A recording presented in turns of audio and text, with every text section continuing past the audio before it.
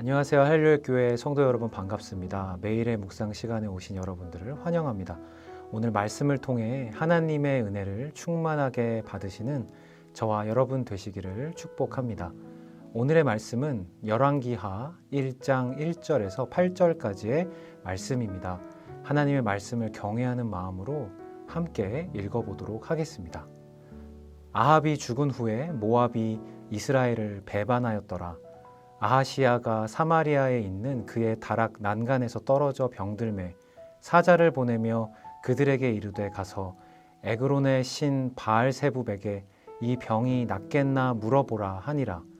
여호와의 사자가 디셉 사람 엘리야에게 이르되 너는 일어나 올라가서 사마리아 왕의 사자를 만나 그에게 이르기를 이스라엘에 하나님이 없어서 너희가 에그론의 신 바알세붑에게 물으러 가느냐. 그러므로 여호와의 말씀이 네가 올라간 침상에서 내려오지 못할지라 네가 반드시 죽으리라 하셨다 하라. 엘리야가 이에 가니라.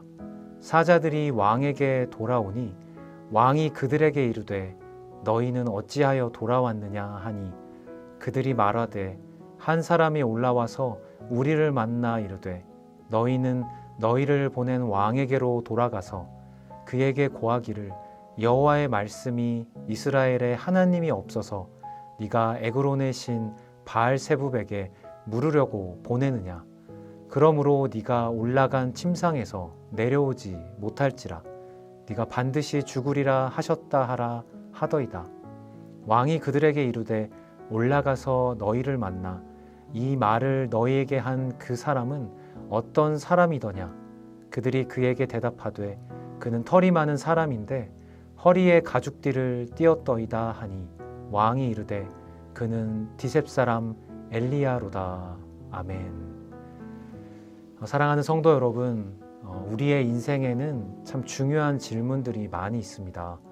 어떤 학교에 들어가야 할지, 어떤 직업을 선택해야 할지, 또 나는 어떤 배우자를 만나야 할지, 어떤 집에서 살아야 할지, 이런 질문들이 우리 안에 있는 것이죠. 하지만 이런 질문들을 우리가 왜 중요하게 생각하는지도 생각해 봐야 할 것입니다. 왜냐하면 이런 질문과 고민들이 내 인생에 아주 큰 영향을 미친다고 우리는 믿고 있기 때문입니다. 그런데 우리가 잊지 말아야 할, 그러나 아주 자주 잊어버리게 되는 가장 중요한 질문이 하나 있습니다. 바로 나는 하나님과 지금 동행하고 있는가? 라는 질문입니다. 이 질문이 왜 중요한가요? 나의 직업, 나의 관계, 나의 배우자, 이런 중요한 질문들은 결국 하나님과 나의 관계라는 질문에 지배를 받고 있기 때문입니다. 즉 하나님과의 친밀한 관계가 내 인생의 모든 문제와 연결되어 있습니다. 이스라엘 백성들에게도 가장 중요한 질문이 하나 있었다면 바로 이것이었습니다. 하나님께서 이스라엘 가운데 함께 하고 계신가? 라는 이 질문 말이죠. 당시 이스라엘의 모습을 보면 하나님께서 이스라엘 가운데에 계시지 않는 것처럼 보입니다. 열왕기상 마지막이 어떻게 끝나나요?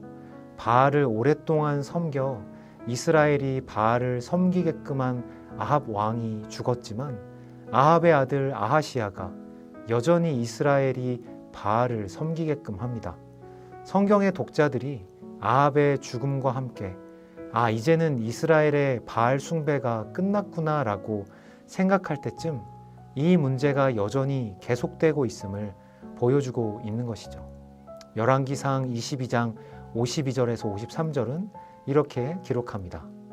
그가 여호와 앞에서 악을 행하여 그의 아버지의 길과 그의 어머니의 길과 이스라엘에게 범죄하게 한 느밧의 아들 여로보암의 길로 행하며 바알을 섬겨 그에게 예배하여 이스라엘의 하나님 여호와를 노하시게 하기를 그의 아버지의 온갖 행위같이 하였더라.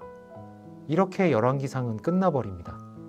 이스라엘은 반복적인 죄에 계속 빠지게 되고 아무 소망이 없는 것처럼 보입니다. 이스라엘과 함께 하시는 하나님도 계시지 않는 것처럼 보입니다. 열왕기하가 시작되었지만 상황은 똑같습니다. 아하시야가 병이 들었지만 아하시야는 바알세붑에게 자신의 병을 고치고 싶어 하지 하나님을 찾지는 않습니다. 아하시야는 그의 소망을 이방 종교의 신 바알에게 두었습니다. 이스라엘의 율법에 따르면 이방신을 따르는 사람은 사형감이었습니다. 출애굽기 22장 20절을 보면 이렇게 기록하고 있습니다. 여호와 외에 다른 신에게 제사를 드리는 자는 멸할지니라. 이 법에 따르면 아버지 아합, 아들 아하시야, 이로 인해 바알에게 예배했던 모든 이스라엘 백성들은 사형감이 되었습니다. 하나님의 십계명 중 첫 번째 계명을 어겼고 심지어 아하시야 왕은 하나님께서 자신의 병을 고치지 못할 것이라고 생각했고 그것은 암묵적으로 하나님을 얕잡아 본 죄와 같았습니다. 병이 걸렸을 때 하나님을 찾지 않고 너무나 자연스럽게 바알세붑을 찾았다는 것이 하나님께서 이스라엘에 계시지 않다라고 스스로 믿고 선언한 것과 같았기 때문입니다. 바알세붑보다 하나님이 무력하다라고 생각했었던 이스라엘, 하나님은 그들을 어떻게 다루실까요? 하나님께서는 이렇게 패역한 이스라엘 백성들을 가만히 놔두셔도 됐습니다. 그냥 놔두셔서 하나님의 심판을 율법대로 받게 하셔도 됐습니다. 그런데 하나님은 그들에게 엘리야를 보내십니다.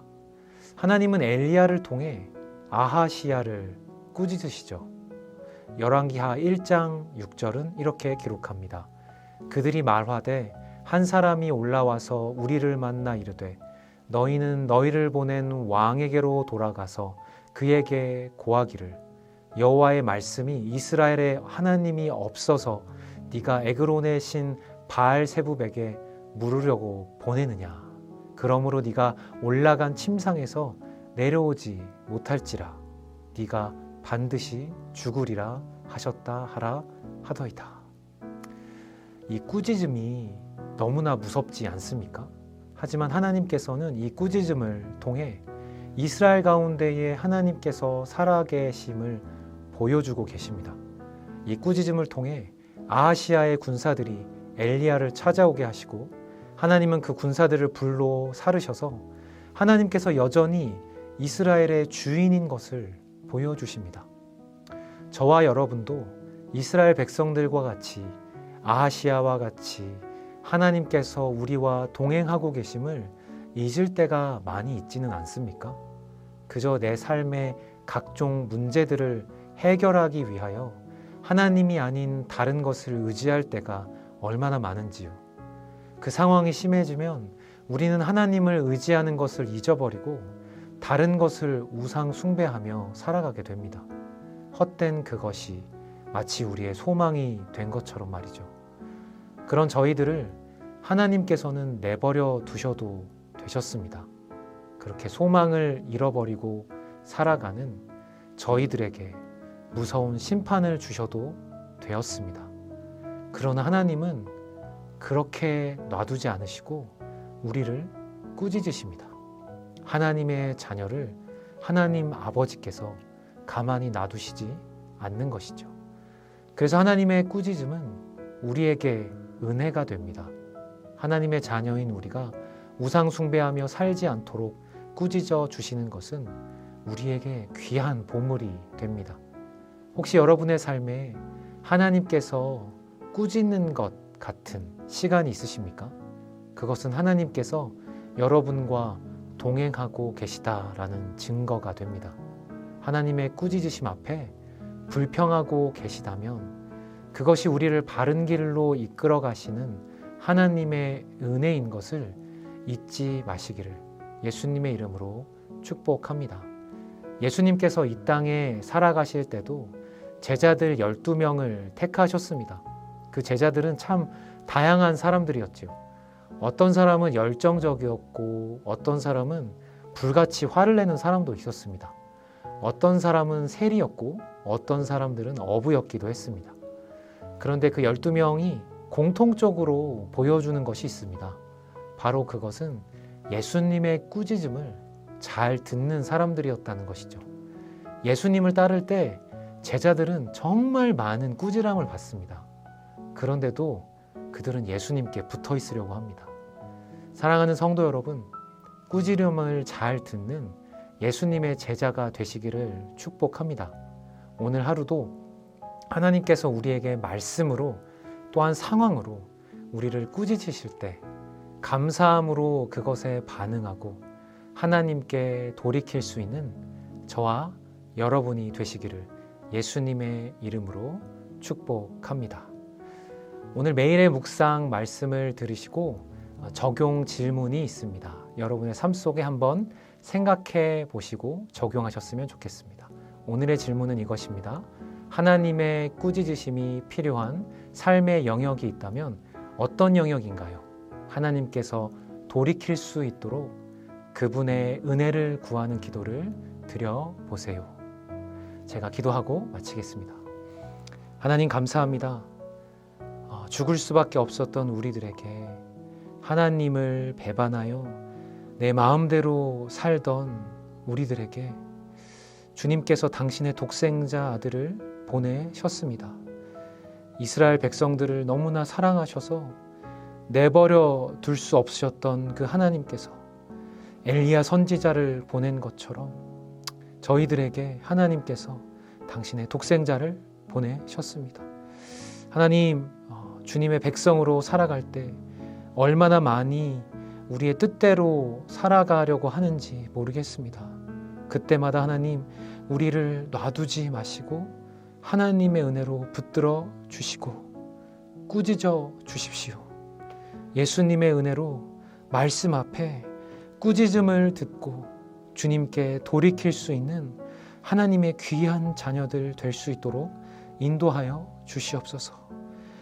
아버지, 이 매일의 묵상 시간 앞에 자신의 삶의 영역을 구체적으로 하나님께 보이며 하나님께 돌이킬 수 있는 영역들을 생각나게 하여 주시옵소서. 그렇게 주님을 다시 한번 바라보고 나의 전부 되시고 나의 모든 것 되시는 예수님께 우리의 모든 것을 드리며 예배할 수 있는 주님의 예배자 되게 하여 주시옵소서. 주님 감사합니다. 사랑합니다. 이 모든 말씀 우리 주 예수 그리스도의 이름으로 기도드립니다. 아멘.